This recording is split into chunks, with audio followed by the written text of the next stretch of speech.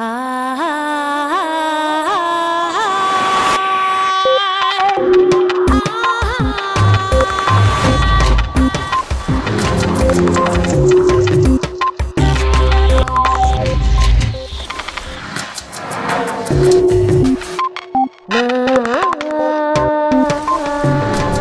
uno de nosotros tiene tres posibilidades: ser pasivo y no hacer nada, ser malvado o convertirse en un héroe.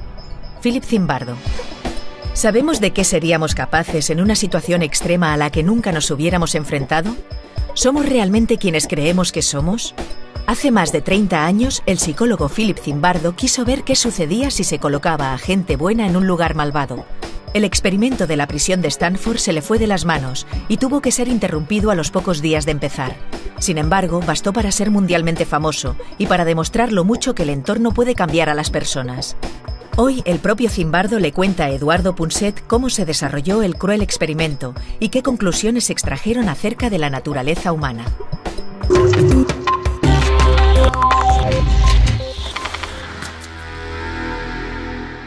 Philip Zimbardo es un psicólogo muy reconocido de la Universidad de Stanford y hace más de 30 años se hizo famoso por un experimento, un experimento muy raro. Era un experimento en el que intentaba medir la influencia del entorno, del ambiente, sobre el carácter interno de una persona, sobre la conducta. Y la verdad es que lanzó el experimento en los sótanos de la propia universidad, en la que unos estudiantes desempeñaban un papel, creo que era de guardianes, y los otros desempeñaban el papel de prisioneros. Y la verdad es que esto que él había previsto para varias semanas, este experimento, a ver qué pasaba conviviendo los dos tipos de personas, a los pocos días, a los 5 o 6 días, aquello se había convertido en un escenario cruel en el que la gente se estaba insultando y poco menos que apuñalando, hasta tal punto que su compañera sentimental y ayudante tuvo que venir y decirle: oye, por favor, amor mío, para eso de alguna manera, que esto no puede ser, esta gente se va a matar. Y él se dio cuenta por primera vez que incluso él mismo se estaba volviendo perverso. Bueno, lo vamos a escuchar directamente. Philip, te hiciste célebre en todo el mundo con algo llamado el experimento de la cárcel de Stanford. Sí. Y realmente lo que hiciste es que señalabas al entorno, a la situación en la que uno vive, a la hora de juzgar la conducta de las personas. Esto es, ¿no? Me gustaría que nos explicaras detalladamente por qué decidiste realizar ese experimento tan duro y cuáles son las diferencias con un experimento previo, parecido, el experimento de Milgram que llaman, que se realizó o se había realizado en la década de los 60. Durante siglos se ha intentado descubrir lo que vuelve malas a las personas. Se lo han preguntado filósofos, poetas, dramaturgos, y han llegado a muchas respuestas distintas. Muchos quieren creer que las personas nacen buenas o malas, que personas como nosotros estamos en la parte buena de la línea divisoria, mientras que ellos, los malos, están al otro lado. Yo me crié en la pobreza. Crecí en un gueto de Nueva York que se llama South Bronx, en el seno de una familia siciliana. Si eres pobre en una ciudad de cualquier parte del mundo, el mal está por todas partes. Y también el fracaso. Tu padre no trabaja, la hermana de tu amigo es prostituta, un conocido está enganchado a las drogas. No quieres creer que esté en los genes. Prefieres pensar que si la situación cambiara, las cosas mejorarían. En cambio, si te crías en un entorno rico, te rodea el éxito. Y te dices a ti mismo: está en mis genes, se lo transmitiré a mis hijos. Desde pequeño siempre creí en el poder de la situación para moldear a las personas, para bien o para mal. Mi experimento es como una tragedia griega. ¿Qué pasa si pones a buenas personas en un lugar malvado? Las buenas personas dominan y cambian la maldad del lugar, o bien el mal lugar corrompe incluso a los buenos. El experimento de Milgram, que precedió al mío, tenía que ver con el poder de la situación, pero con una autoridad fuerte que presionaba a alguien para que hiciera daño a otra persona. Me gustaría que recordáramos a nuestros telespectadores cuál era la esencia del experimento de Milgram. Sí, cierto. En el experimento de Milgram participó una cifra muy importante de personas, unas 1000, en los Estados Unidos, con edades comprendidas entre los 20 y los 50 años. No eran estudiantes sino ciudadanos corrientes, mayoritariamente hombres. Para resumir, el experimentador les decía a los participantes: queremos ayudar a mejorar la memoria de la gente. Lo haremos del siguiente modo: tú serás el profesor y él el aprendiz, y cuando haga algo bien, perfecto, pero cuando se equivoque, le aplicarás descargas eléctricas porque queremos ver si así mejora el aprendizaje. Todo arrancaba con una buena ideología, que la ciencia quería ayudar a mejorar la memoria, así que los participantes creían que hacían algo bueno. Había un aparato con interruptores para activar las descargas, y la primera que supuestamente se aplicaba, porque el aprendiz era un actor en realidad, era de 15 voltios. A partir de ahí cada incremento era de 15 voltios, 15, 30, 45, pero de repente, al llegar a 100, el actor empezaba a gritar desde la otra habitación: lo dejo, no puedo más. Si el participante era bueno, se giraba hacia el experimentador y le decía: señor, ¿quién será el responsable si le pasa algo? La respuesta era: yo me responsabilizo, soy el experto, tú tienes que continuar. Y ahora eran 100, 200 voltios. Madre mía. El otro gritaba, y así hasta los 450 voltios, el máximo. Suficiente para matar a alguien, ¿eh? Bueno, por lo menos para dejarle inconsciente. Al llegar a 375 se oía un grito y luego silencio. Y el participante decía: señor, algo va mal. Pero se le respondía: tienes que continuar. Milgram preguntó a 40 psiquiatras qué porcentaje de ciudadanos estadounidenses creían que llegarían a aplicar 450 voltios. Su respuesta fue que el 1%, solamente los sádicos. Sin embargo, se equivocaron. 2 de cada 3 personas llegaron hasta el final. Incluso si el otro chillaba, incluso si decía: quiero marcharme, tengo problemas de corazón. Esto se llama obediencia ciega a la autoridad. El experimento demostró que, desde pequeños, se nos enseña a obedecer a la autoridad. Y normalmente la autoridad es buena, los padres, el cura, el rabino, pero no sabemos qué hacer cuando alguien bueno se vuelve malo. Cuando un profesor es cruel con los estudiantes o un padre abusa de sus hijos. Y Milgram demostró que la mayoría de las personas podían cruzar fácilmente la línea que separa el bien del mal, con buenas intenciones, y decir: estoy ayudando a esta persona, pero le ayudaban matándole. Increíble, vamos. Y en mi estudio... 10 años después fue. Sí, 10 años después, en 1971, me dije a mí mismo que no era habitual que alguien te pidiera que hicieras algo malo. Vivimos en instituciones: la familia, las escuelas, los hospitales, el ejército, la policía. Y en esas situaciones nadie te dice que hagas nada malo, sino que te dicen: aquí tienes las reglas, te asignan un rol. Tu trabajo es hacer esto. Ves a los demás haciéndolo y quieres gustarles, así que empiezas a hacer cosas que quizá no encajen con tu moral, pero que todo el mundo hace. En mi estudio, busqué estudiantes que estuvieran en alguna universidad cerca de la Universidad de Stanford, en California. Pusimos un anuncio en el periódico diciendo que buscábamos estudiantes para 2 semanas y que cobrarían $15 al día por participar en un estudio sobre la vida en la cárcel. Luego hicimos test de personalidad y entrevistas y elegimos de entre unas 75 personas a los más normales. Lanzamos una moneda al aire.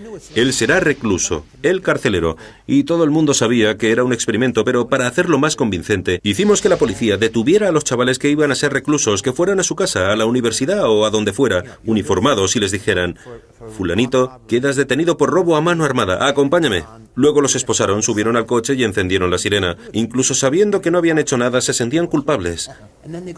Y luego los llevaron a comisaría y les tomaron huellas dactilares, les hicieron fotos y los pusieron en una celda real. Lo que queríamos era que las autoridades se encargaran de privarlos de libertad.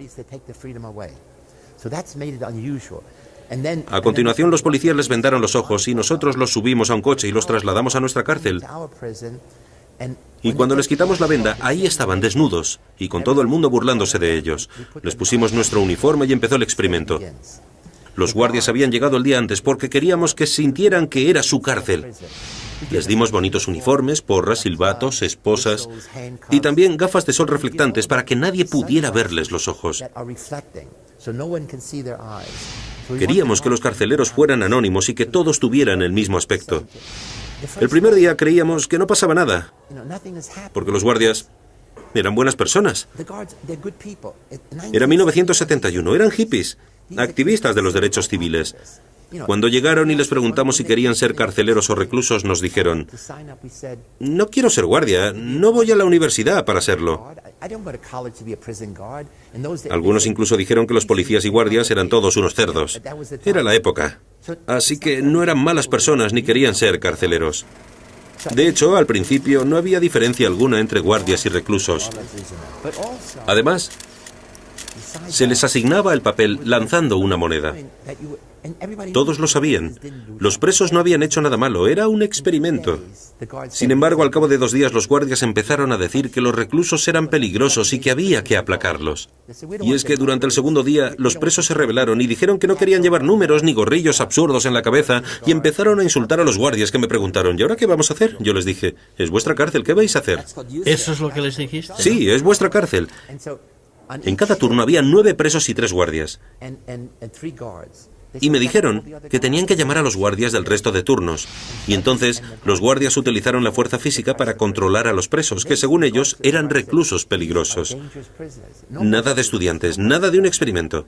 Por su parte, los reclusos empezaron a pensar que estaban en una cárcel dirigida por un psicólogo y no por el Estado. En ese momento se convirtió en una cárcel real. Y así fue como un experimento que tenía que durar 2 meses. No, tenía que durar 2 semanas. Pero duró 5 o 6 días solo. 6 días solamente. En mi libro El efecto Lucifer dedico un capítulo a cada día porque quiero que el lector comprenda cómo se puede aplacar a alguien con palabras. ¿Cómo se le puede reducir creando una situación en la que se sienta impotente? Yo era el superintendente de la cárcel y dije que nada de violencia física, pero los guardias recurrieron a la violencia psicológica. Si un guardia contaba un chiste y te reías, te castigaba. Si lo contaba y no te reías, también te castigaba. Te sentías impotente porque no sabías qué hacer. Un inciso. Sí. ¿Por qué crees que el anonimato desempeña un papel tan importante en la conducta sádica? Es crucial. El anonimato significa: yo no soy Phil Zimbardo, no soy responsable de mi comportamiento.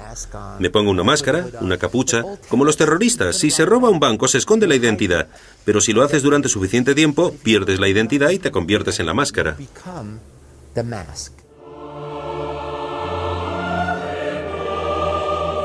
Si ni Lucifer, el ángel favorito de Dios, pudo evitar caer en las garras del mal, ¿qué será de nosotros, simples mortales?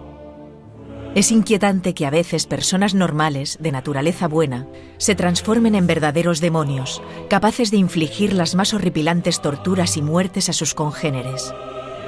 La semilla del mal se desarrolla a nivel psicológico cada vez que asumimos, sin sopesarlo, una autoridad abusiva, cuando caemos en el beneplácito de la pasividad ante la injusticia y la violencia, o cuando agredimos a otro para ser aceptados en un grupo. En cualquier caza de brujas, caemos en esos horribles extremos al deshumanizar al otro, al de otra raza, otra religión, al de otro sexo, al diferente. Los prejuicios sobre los demás están llenos de términos abusivos y denigrantes. Las dramáticas imágenes del enemigo que promueven la propaganda estratégicamente utilizada dejan su huella emotiva de miedo y odio en el sistema límbico de los hombres. Propaganda que conduce a la inmersión total en la mente de la masa predadora, mientras el otro se percibe como el enemigo, que merece ser maltratado, torturado o muerto. Son infinitos los tormentos que el ser humano ha infligido a otros seres humanos. Nada de lo que sentirnos orgullosos, y sin embargo, lo seguimos repitiendo en distintas formas de horrores injustificablemente justificados.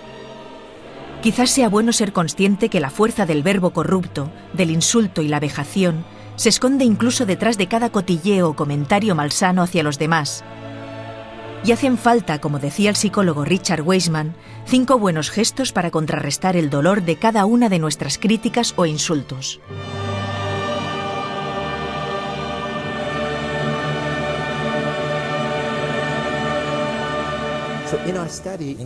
En nuestro estudio, cada turno de guardias era peor que el anterior. Pero lo peor era de noche, porque los guardias sabían que yo tenía que irme a dormir en algún momento. Dormía en mi oficina, en el piso de arriba, en el departamento de psicología. Al día siguiente, mirábamos el vídeo y veíamos que habían hecho cosas terribles y yo les decía que no se pasaran tanto y me decían: sí, señor. Pero al día siguiente empeoraba todavía más. Los presos empezaron a tener crisis emocionales tras 36 horas.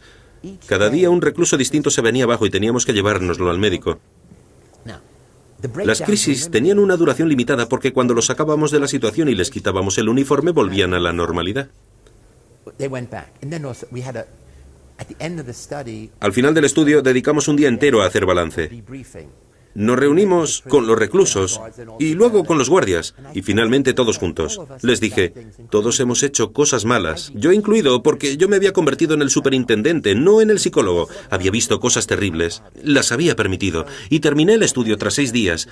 Pero el verdadero motivo por el que lo acabé es que a mitad del experimento quise que algunos psicólogos que no conocían el estudio entrevistaran a todos los participantes. A mí, a los estudiantes, a los presos, a los guardias. Y una de las personas que vino fue una mujer que había sido mi alumna.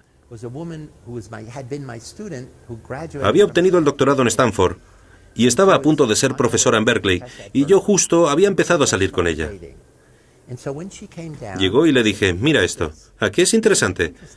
Pero se le llenaron los ojos de lágrimas y me dijo, ¿pero cómo se os ocurre? Vio a los guardias ponerles a los presos una bolsa en la cabeza, encadenarles los pies y forzarlos a andar agarrados del hombro entre insultos y empujones. Porque eran las 10 de la noche y era el último momento en que se les permitía ir al servicio. Los guardias lo utilizaban como una oportunidad para abusar de los presos. Yo lo veía y anotaba en la lista. Es el turno de ir al servicio de las 10. Para mí no era más que un control rutinario. Ella lo vio y se fue corriendo. Y yo fui tras ella y le dije, ¿pero qué te pasa? Es la naturaleza humana. Y ella te dio la culpa. Entonces me dijo, es terrible lo que les estáis haciendo a estos chavales. No son reclusos, son chiquillos y tú eres el responsable. Yo le dije, ¿pero a ti qué te pasa? Menuda psicóloga estás hecha, eres demasiado blanda. Y ella respondió, espera un momento, creo que no quiero continuar mi relación contigo si este es tu verdadero yo. Creía que eras cariñoso y bondadoso, pero no sé quién eres. Fue como una bofetada en la cara. Pensé, Dios mío. Ahí fue cuando dije, se acabó.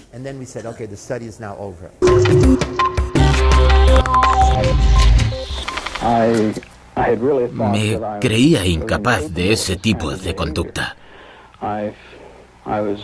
Y me sorprendió. No, más bien me consternó descubrir que podía ser así. Que podía actuar de una manera tan absolutamente opuesta a cualquier cosa que jamás habría soñado hacer. Pero mientras lo hacía, no sentía ningún arrepentimiento. No sentía culpa alguna. No fue hasta después, cuando empecé a reflexionar sobre lo que había hecho, que empecé a caer en la cuenta de todo, de mi conducta. Y entendí que era una parte de mí de la que no me había dado cuenta antes. Empecé a sentir que estaba perdiendo mi identidad, que la persona a la que llamaba Clay, la persona que me había llevado a ese lugar, que se había presentado como voluntario para entrar en esta cárcel, se alejaba de mí. Quedaba muy lejos. Hasta que finalmente dejé de ser yo y me convertí en el 416. Llegué a ser realmente mi número y el 416 tendría que decidir qué hacer. Te pones un uniforme y te dan un papel, un trabajo. Tu trabajo es mantener a una serie de personas a raya y, por supuesto, no eres la misma persona que si llevaras ropa de paisano y tuvieras otro papel. Te conviertes en otra persona cuando te pones el uniforme caqui y las gafas. Agarras la porra y representas tu papel. Me duele. Y me refiero a que escucharte me hace daño ahora. Me duele. ¿Cómo es eso? ¿Qué es lo que te duele ahora? ¿Simplemente el hecho de que la gente puede ser así? Pues sí. Me fuerza a constatar algo que nunca había experimentado en primera persona. Ya. He leído sobre ello, he leído mucho sobre ello, pero nunca lo había experimentado en primera persona. Jamás había visto a alguien volverse así. Y sé que eres un buen tipo. ¿Sabes? No, no lo sabes. Sí que lo sé. Sé que eres un buen tipo. Entonces me odias. No creo que porque sepa en lo que puedes llegar a convertirte, sepa lo que estás dispuesto a hacer. Si dices, hombre, no voy a hacer daño a nadie, es una situación temporal, se acabará en 2 semanas. Si hubieras estado en mi lugar, ¿qué habrías hecho? No lo sé. No sé lo que habría hecho. Habrías... Eso sí, no creo que llegara a ser tan inventivo como tú. Dices... No creo que aplicara tanta imaginación a lo que estuviera haciendo. ¿Entiendes? Sí, lo entiendo. Creo que habría sido un guardia, pero no creo que pudiera conseguir semejante obra maestra. Todo el mundo puede ser guardia, pero resulta más difícil mantenerse en guardia contra el impulso de ser sádico, porque es como una furia contenida, una maldad que se puede reprimir, pero que no tiene a dónde ir. Saldrá por algún lado, tangencialmente, de un modo sádico o como sea. Creo que se puede tener más control como recluso, tal vez porque esta es mi experiencia. Todo el mundo necesita experimentar lo que es sentirse preso. Creo que si volviera al experimento ahora, no estaría ni de lejos tan confundido. Sería capaz de hacer muchas cosas de otro modo y no me sentiría tan inseguro sobre qué hacer, porque entendería mucho más cuáles son mis opciones. He conocido a reclusos reales en la cárcel que tenían una dignidad excepcional, que no menospreciaban a los guardias, sino que les tenían mucho respeto, y que no creaban en los carceleros un impulso sádico, porque podían ir más allá de la vergüenza de su papel.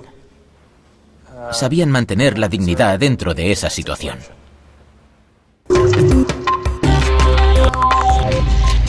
Philip, ¿cómo relacionas todo eso con el antiguo debate sobre la naturaleza humana? Tenemos por un lado, como tú sabes muy bien, la idea budista de que el ser humano es amable. Pero por otro lado está la idea occidental de que somos agresivos y nuestra naturaleza es mala. Creo que es un debate artificial. Creo que las personas nacen con la capacidad de ser buenas o malas, afectuosas o indiferentes, creativas o destructivas, que la misma mente empuja a unos a convertirse en villanos y a otros en héroes. Pero es la misma mente, porque por lo general, para ser un héroe hay que tener un mal contra el que luchar. Debe haber destrucción. De modo que la misma situación que hace que alguien cometa actos terribles hace que otra persona sea un héroe. No sabemos por qué exactamente. Hay muchos estudios sobre el mal, pero pocos sobre el heroísmo. Es fantástico, ¿no? Porque, veamos, tanto en el caso del héroe como en el del criminal, ¿quién es responsable? ¿La propia persona? ¿La institución? ¿El sistema? ¿Qué opinas tú? ¿Quién tiene la culpa de todo eso? Me parece un tema fascinante.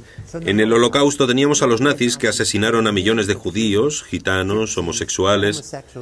Pero en todos los países del mundo, bueno, en los países en los que estuvieron los nazis, hubo personas que ayudaron a los judíos, que arriesgaron sus vidas, y eran personas corrientes. ¿Y cuál es la diferencia entre las personas que cometieron actos atroces y los que hicieron cosas buenas? ¿Podríamos intercambiarlos? No lo sabemos, es como un experimento humano. Lo que intento entender es si como sociedad podemos crear maneras nuevas de educar a los niños para empujarlos en una dirección en la que piensen que son héroes a la espera.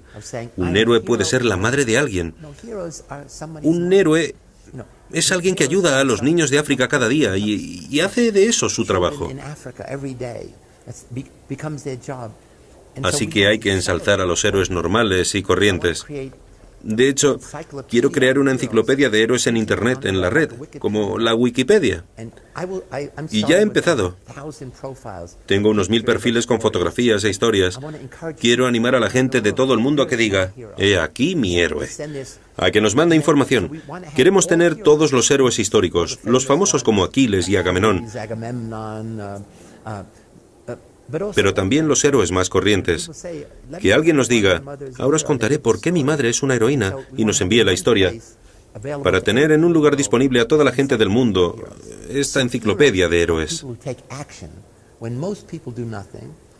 Hay que inspirar a los jóvenes para que dejen de ser tan egocéntricos.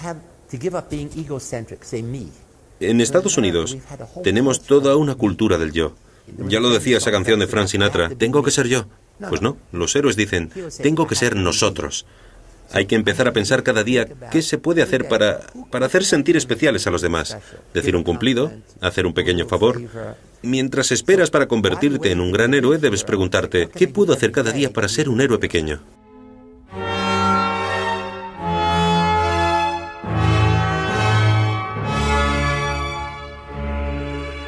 A los héroes reales ni les salen rayos por los ojos ni tienen superpoderes. Los héroes ordinarios son gente corriente, como tú o como yo. Lo único que les distingue es su coraje, compasión, dignidad e integridad cuando se ven confrontados por una situación injusta, abusiva o crudamente criminal. Entonces son activos y creen verdaderamente en su propio sentido de lo que está bien y es correcto. Lo creen hasta el punto de sacrificarlo todo, de arriesgar la vida si hace falta, o su posición, su carrera, o la aceptación de los demás. No son egocéntricos, son sociocéntricos. El sendero del héroe está plagado de innumerables pruebas. Las más duras, superar sus temores y miedos cuando se enfrentan con la masa. Porque ésta se mueve por miedo, inercia y obediencia ciega. Y es que la autoridad no es necesariamente sinónimo de sabiduría, no lo olvidemos. Sin embargo, el del héroe no es un mero acto de rebeldía. Su reacción al ayudar a alguien va unida a un profundo sentido de la responsabilidad.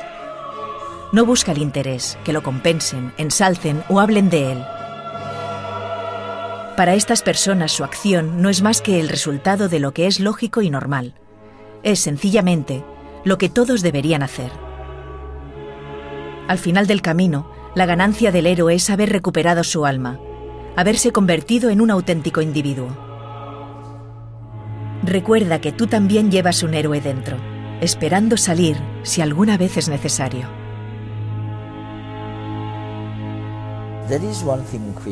Hay otra cosa muy interesante, y es, tú has investigado sobre la influencia del tiempo. Sí. Del tiempo en la conducta. Y mientras hablabas estaba pensando, cuándo se es bueno o malo según el tiempo. Me alegro de que me lo digas, Eduardo. He estudiado la psicología del tiempo durante 30 años. Nuevamente, teniendo en cuenta mis orígenes, debo decir que cuando se es pobre, todo el mundo vive en el presente o en el pasado, no en el futuro. La manera de volverte rico y llegar a la clase media es mediante una educación que te centre en el futuro. Si estás orientado al futuro, antes de tomar una decisión, sopesas cuáles son los costes y cuáles son los beneficios. Si los costes son grandes, no lo haces. Si los beneficios son grandes, sí que lo haces, por supuesto. Básicamente, lo que hemos hecho es crear una escala para medir las distintas zonas temporales de la gente respecto al pasado, presente y futuro. Se puede pensar en el pasado de dos maneras. Pensar en todas las cosas malas, los abusos, los rechazos, o pensar solamente en las cosas buenas. Se puede vivir en el presente disfrutando del momento y ser feliz, pero si lo haces en exceso, te puedes volver adicto a todo.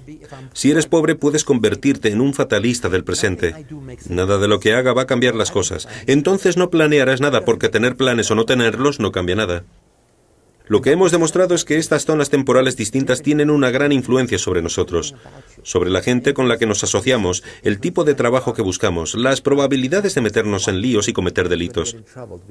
Y conecta con el mal porque, si solamente te centras en el presente, nunca piensas en lo que puede pasar si engañas, hurtas, robas o practicas sexo no seguro, porque nunca piensas en el futuro. El mal consiste en personas que se quedan atrapadas en el presente y nunca piensan en el futuro.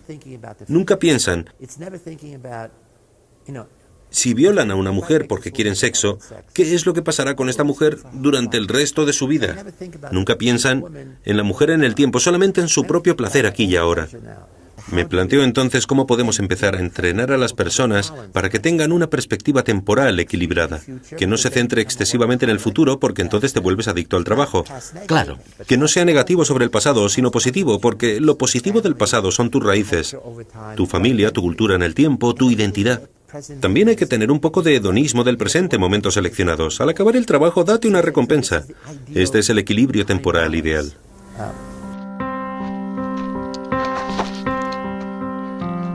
Fue en México donde pudimos captar estas imágenes en una exposición sobre la Inquisición. Y yo creo que viene muy a cuento para expresar la conclusión principal que hemos sacado de este programa de redes. Y es que cuando el ser humano lo ponemos en un medio, en un entorno autoritario, despótico, en una institución que rige a sus súbditos de una manera cruel, la mejor persona del mundo se puede convertir en un simple asesino. Los héroes son personas que actúan cuando la mayor parte de la gente no hace nada. Philip Zimbardo.